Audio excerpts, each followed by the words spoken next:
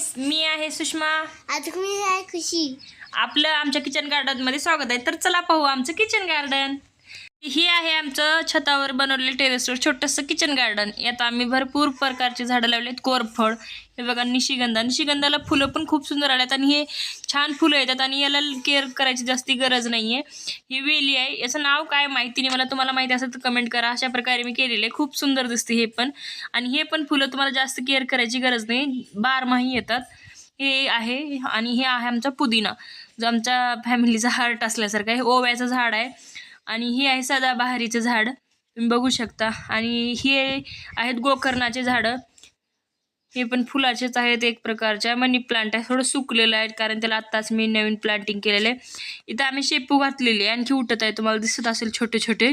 तर तुम्ही अशा प्रकारचे जे आहेत ते बॅग बनवू शकता, ज्याच्यासाठी तुम्ही ग्रो बॅग बनवू शकता ते बनवू शकता.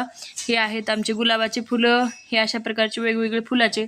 आणि हे आहेत मी दोडक्याचे लावलेले ग्रो केलेले, जे आता आम्ही असं तुरट्याच्या सहाऱ्यानं उधारी घेणार आणि असं जाळीवर सोडणार. त्याच्यावर आमचे लागणार जे की प्युअर ऑर्गॅनिक आणि घरी खायला पौष्टिक आहेत. हे ब्रह्मकमळाचं होतं, हे नवीनच लावलेलं आहे मी प्लांट, सूरजमुखीचं.